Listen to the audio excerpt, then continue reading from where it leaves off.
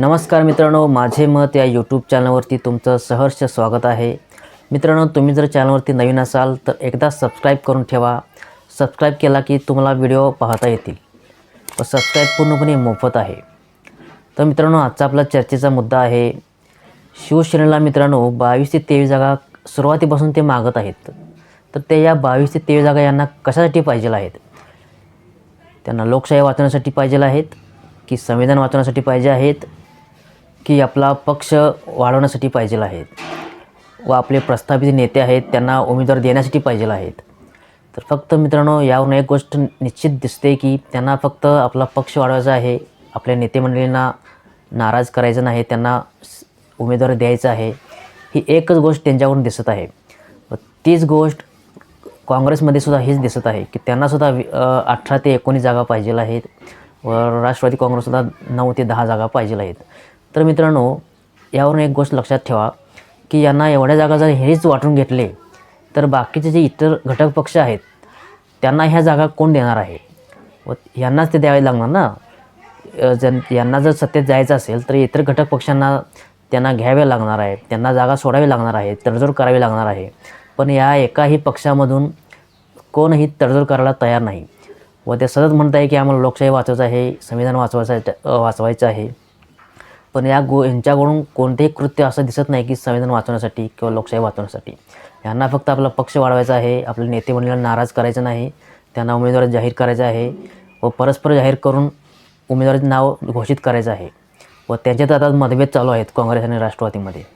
तर मित्रांनो, बाळासाहेब सुरुवातीपासून म्हणत होते की तुम्ही प्रस्थापित व विस्थापित या दोघांना सत्तेत बसवा, जेणेकरून जे विस्थापित आहेत ते कधीही ED CBIच्या भीतीमुळे दुसऱ्या पक्षात स्थलांतर करणार नाहीत व ते कायम आपल्यासोबत राहतील याची खात्री आपल्यासोबत आहे. ही गोष्ट त्यांच्याकडून ही खात्री नाही मित्रांनो की त्यांच्यातले जे प्रस्थापित जे नेते आहेत ते आज आपल्यासोबत आहेत, पण इलेक्शन झाल्यानंतर जे निवडून गेल्यानंतर भाजपमध्ये जाणार नाही हे कशावरून? याची कोण गॅरंटी देणार?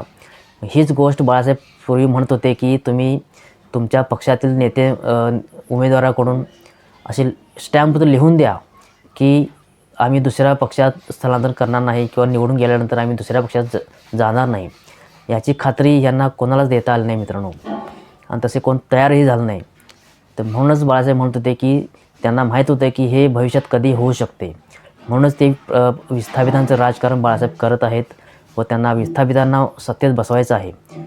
व जे काही मागच्या वेळेस जे खोकेवाले जे भाजपमध्ये गेलेत तसेच अजून या शिवसेनेमध्ये, राष्ट्रवादीमध्ये व काँग्रेसमध्ये अजूनही नेते तसे शिल्लक आहेत की ते कधीही खोके घेऊन किंवा ED CBIच्या भीतीमुळे कधीही उडी मारू शकतील BJPमध्ये. याची काही खात्री नाही, कारण हे सगळं धलाढ्य नेते मंडळी आहेत. त्यांनी अमाप संपत्ती मिळवली आहे व ती संपत्ती टिकून ठेवण्यासाठी ते ED CBIची भीती त्यांना आहे, पण ते कधी ED CBIची त्यांच्यावर कारवाई होईल याची त्यांनाही खात्री नाही. व या सर्व नेते मंडळीच्या व या पक्षांच्या नाड्या या फक्त आणि फक्त नरेंद्र मोदीच्या हातात आहेत व ते योग्य वेळी नरेंद्र मोदी त्यांच्या नाड्या ओढल्या की ते 100% परत कधीही स्थलांतर करू शकतील मित्रांनो. ही गोष्ट बाळासाहेब आंबेडकरांनी जाहीर सभेत सांगितले होते की यांच्या सगळ्यांच्या नाड्या नरेंद्र मोदीच्या हातात आहेत. ते कधी ओढतील हे काही सांगता येत नाही व ओढले की आपोआप त्या BJPमध्ये सामील होतील. मित्रांनो, आता MVला सपशेल त्यांना पराभव समोर दिसत आहे. म्हणूनच काल नाना पटोले यांनी अकोल्याच्या सभेमध्ये बाळासाहेब आंबेडकरांना पुन्हा एकदा मैत्रीचा हात देतो असे सांगत आहेत. कारण तुम्हाला माहिती आहे की तुम्ही वंचितशिवाय अजिबात सत्तेत येऊ शकणार नाही व सुरुवातीपासून जर आंबेडकरांना तुम्ही जर आदर मान सन्मान जर दिला असता, त्यांना बैठकीला बोलल्यानंतर बाहेर बसवता, तरीसुद्धा आंबेडकर त्यांना मान गिळून परत ते सभेसाठी तुमच्यावर आशा ठेवून होते की त्या जागा आम्हाला मिळाव्यात. पण ते काय तुमच्याकडून घडलेल्या गोष्टी दिसत नाहीत. सुरुवातीला संजय राऊत 2 जागा द्यायला तयार होते, नंतर 3 जागा झाल्या व आता तर 3 नंतर डायरेक्ट 5 ते 6 जागा देऊ अशी घोषणा मीडियावरती करत होते. पण तुम्ही ही गोष्ट मीडियामध्ये बोलताय, पण त्या बैठकीला बाळासाहेब आंबेडकरांना तुम्ही हा प्रस्ताव त्यांना दिला नव्हता असे बाळासाहेब आंबेडकर जाहीर मीडियामध्ये सांगत होते की हे मीडियामध्ये बोलतात एक व बैठकीला बोलतात एक. बैठकीला यांचा काही प्रस्ताव नव्हता, 2 जागेचा प्रस्ताव होता अकोला सोडून 2 ते 3 जागेचा प्रस्ताव होता, पण त्या जागा त्यांना अशा जागा त्यांना दिल्या होत्या की ते निवडूनही येऊ शकणार नाहीत. मग ते कसं काय तुमच्यासोबत येऊ शकतील बाळासाहेब आंबेडकर? ते जर आता वैयक्तिक एकटं जर निवडून सेपरेट जर निवडणूक लढवले तर त्यांच्या 4 ते 5 जागा त्याच्या ताकदीवरती आत्ताच्या. कारण सुरुवातीला लक्षात ठेवा मित्रांनो, ज्यावेळेला 2019च्या वेळेला नुकताच 1 महिन्याचा पक्ष होता वंचित बहुजन आघाडी. त्यांनी 1 महिन्याच्या काळामध्ये 40 ते 45 लाख मतं मिळवलीत मित्रांनो. मग ते 19च्या काळात ते आत्तापर्यंत त्यांची पक्ष स्थापना किती मोठी झाली आहे याची त्यांना खात्री आहे व त्यांना त्याची गॅरंटी आहे की त्या गॅरंटीच्यामुळेच आंबेडकर म्हणत आहेत की आता आमचा पक्ष वाढला आहे, आमच्या पक्षाला योग्य ती जागा द्या, आम्ही निवडणूक तुमच्यासोबत यायला तयार आहे. पण त्यांच्याकडून काय तसा प्रस्ताव यायला अजूनही तयार नाही. आता कुठेतरी संजय राऊत बोलायला चालू केले की 4 ते 5, 5 ते 6. पण ही गोष्ट आधी केला असता तर ह्या गोष्टी आता तुम्हाला घडल्या नसत्या. अजूनही वेळ आहे. अजूनही काही जागेवर बाळासाहेब आंबेडकरांनी काँग्रेसला पाठिंबा दिला आहे व काँग्रेसनेही अकोल्यामध्ये पाठिंबा द्यावा. त्यांनी न मागता पाठिंबा तुम्ही द्यायला पाहिजे.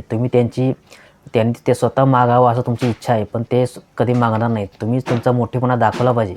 स्वतः तुम्ही म्हणावे आम्ही अकोल्याला पाठिंबा देतो व आणि कोणत्या जागा आहेत ते सांगा, आम्ही तुम्हाला पाठिंबा द्यायला तयार आहे. असे नाना पटोले आता सुरुवात झाली आहे त्यांची बोलणी की बाळासाहेब आंबेडकर आम्हाला सांगू द्यात आम्ही कुठं पाठिंबा द्यायला पाहिजे. तर तुम्ही त्यांना विचारण्याऐवजी तुम्ही डायरेक्ट तुमचा प्रस्ताव द्या ना त्यांना. आता त्यांनी तुम्हाला अगोदर प्रस्ताव दिला होता तेव्हा तुम्हाला मान्य नव्हता. तुमच्या बैठका चालू होत्या, त्या बैठकीतून काय तुम्ही मार्ग काढला नाही. आता जर तुम्हाला वाटत असेल वंचित बहुजन आघाडीला तुम्हाला घ्यायला पाहिजे तर तुम्ही स्वतः त्यांना प्रस्ताव द्या, तर ते प्रस्ताव देतील तुम्हाला, तर तुमच्यासोबत यायला तयार होतील. तुम्ही जर अडून राहिला तर ते काय शक्य होणार नाही व तुम्ही सत्तेबाहेर राहणार याची गॅरंटी सगळ्यांना आहे. धन्यवाद.